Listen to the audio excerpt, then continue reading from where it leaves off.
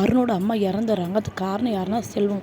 இது எல்லாமே மொத்தமாக சேர்த்து வச்சு அருண் தான் நல்ல சமயம் அப்படின்னு சொல்லிட்டு மொத்தமாக முத்து மேலே பழி தூக்கி போடுறாங்க. அதே நேரம் இந்த விஷயத்தை வந்து மீனா வந்து நம்ம முத்துக்கிட்ட ஃபோன் பண்ணி சொல்கிறாங்க. ஃபோன் பண்ணி அளந்துக்கிட்டே இருக்காங்க. அப்போ இதை கேட்டோன்னே முத்து வந்து என்ன ஆயிட்டுன்னு சொல்லி கேட்கவே உடனே வேறு வழியே இல்லாமல் இந்த மாதிரி செல்வனை வந்து போதையில் வந்து நம்ம அருணோட அம்மா மேலே வண்டி ஏற்றிட்டாங்க. அது மட்டும் எங்கள் ஸ்பாட்டில் இறந்துட்டாங்க அப்படி சொல்கிறாங்க. இதை கேட்டோன்னே முத்துக்கு அப்படியே கையை காலில் ஆட ஆரம்பிச்சிட்டு என்ன மீனா சொல்கிற அப்படி சொல்லி கேட்குறாங்க. உடனே முத்து வந்து நீ மற்ற சடங்கெலாம் பாரு. அது மட்டும் இல்லாமல் உடனே சீதாவுக்கு ஃபோன் பண்ணி சொல்லி நான் வந்துட்டே இருக்கேன் அப்படி சொல்லிட்டு அங்கேருந்து பதில் அடித்து ஓடி வராங்க. ஓடி வந்து பார்த்த உடனே ஹாஸ்பிட்டலாக தூக்கிட்டு போகிறாங்க. ஆனால் இங்கே போகிற எப்படி அந்த இடத்துல இறந்துட்டாங்க அப்படி தெரிஞ்சவொடனே செம்ம பதட்டமாக ஆகுறாங்க. அதே நேரம் சீதாக்கிட்ட அருணுக்கிட்ட எல்லா விஷயத்தையும் சொல்கிறாங்க. அது கேட்டு அருண் அப்படியே பதறி போய் செம்ம கோவத்தில் அது மட்டும் இல்லாமல் கண் கலங்கிக்கிட்டே இதுக்கெல்லாம் காரணம் நீ தாண்டா ஒன்று நான் சும்மா வர மாட்டேன் உனக்கு உன் ஃப்ரெண்டுக்கு என்கிட்டயே ஒரே வழியாக போச்சு. அது மட்டும் இல்லாமல் எங்கள் அம்மா நீ கொண்டுட்டில் ஒன்று சும்மா விட மாட்டேன் அப்படி சொல்லிட்டு நம்ம முத்தோட சட்டையை பிடிச்சி அங்கேயே அடிக்க ஆரம்பிக்கிறேங்க. இதை பார்த்தோன்னே எனக்கு ரொம்ப கோவம் வருது.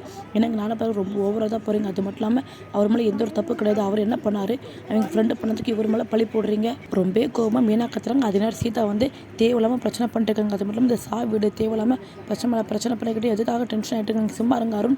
அது மட்டும் மாமா மேலே எந்த ஒரு தப்பு இல்லை அப்படி சொல்லிட்டு சீதா அந்த இடத்துல கூட முத்து விட்டு கொடுக்காம பேசுகிறாங்க. இதை பார்த்து நம்ம முத்துக்கு வந்து ரொம்ப சந்தோஷமாக இருந்தாலுமே கண் கலங்கிக்கிட்டு இருக்கிறாங்க அந்த இடத்துல. அது மட்டும் இல்லாமல் இந்த பக்கம் நம்ம ஸ்ருதி வந்து வீட்டுக்கு வந்துட்டு இருக்காங்க. கரெக்டாக அந்த நேரம் வந்து நம்ம ஸ்ருதியோட அப்பா வந்து அடியாளுக்கெல்லாம் பைசா கொடுத்து அனுப்புகிறாங்க. அதே நேரம் இந்த மாதிரி இந்த விஷயம் வெளியே தெரியக்கூடாது. அது மட்டும் முத்து மேலே எல்லா பழியும் வந்துட்டு அதையும் மென்ட் பண்ணிட்டுருங்க அப்படி சொல்லிட்டு அங்கேருந்து அனுப்பிக்கிறாங்க. எல்லாமே ஸ்ருதி ஒன்று விடாமல் கேட்டுறாங்க. கேட்டது மட்டும் இல்லாமல் ரவி கிட்ட நடந்த விஷயத்தில் சொல்லி நான் அப்பவுமே உன்ட்ட சொல்லி இதை முட்டாள்தனமாக முடிவு எடுத்துகிட்டு இருந்தேன். அது மட்டும் இல்லாமல் தேவையில்லாமல் உங்கள் அண்ணன் சட்டை வேறு பிடிச்சி கத்த வேறு செஞ்சுருக்கேன். இப்போ பாரு எல்லா விஷயம் பண்ணது எங்கள் அப்பா தான் உங்கள் அண்ணன் கிடையாது அப்படி சொல்கிறாங்க. முத்துமலை எந்த ஒரு தப்பில் நான் நம்பின அளவு கூட நீ நம்பவே இல்லை அப்படி சொல்லிட்டு ரொம்ப கோவமாக கத்தவே இதை கேட்டோட ரவிக்கு செம்ம கோவம் வருது. நேரம் நம்ம ஸ்ருதியோட வீட்டுக்கு வந்து நம்ம ஸ்ருதியோட அப்பா சட்டையை பிடிச்சிக்கிட்டு உங்களுக்கு எவ்வளோ தைரியம் இருக்குது. அது மட்டும் இல்லாமல் உங்களுக்கு எவ்வளோ தைரியம் இருந்து இந்த மாதிரிலாம் பண்ணுறீங்க.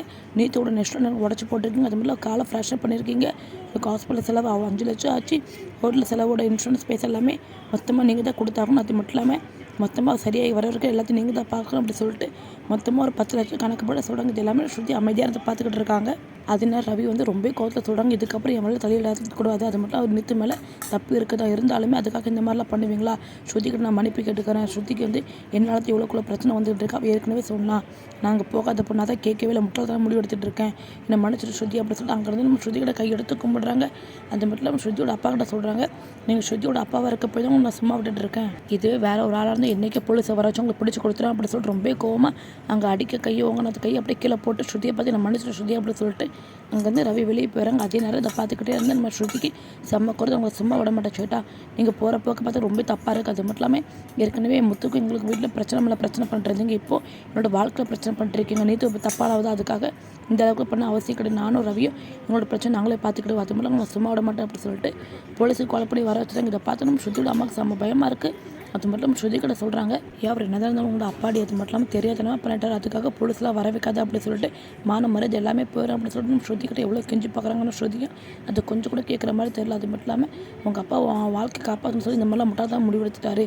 இதுக்கப்புறம் அவர் எந்த ஒரு தப்பு பண்ண மாட்டார் என் பேச்சு நம்ப அப்படி சொல்லிட்டு நம்ம ஸ்ருதி கிட்ட கை எடுத்து கும்பிட்றாங்க. அதே நேரம் நம்ம ஸ்ருதியோட அப்பாவும் கண்கலங்க நின்றுட்டு இருக்காங்க. இதெல்லாம் பார்த்து ஸ்ருதி வந்து போலீஸுக்கு கால் பண்ணுவாங்களா? அது மட்டும் இல்லாமல் போலீஸ் வந்து நம்ம ஸ்ருதியோட அப்பா பிடிச்சிட்டு போவாங்க. என்ன இந்த பக்கம் அருண் வந்து முத்துமலை தேவையில்லாமல் பழி போட்டுக்கிட்டு இருக்காங்க.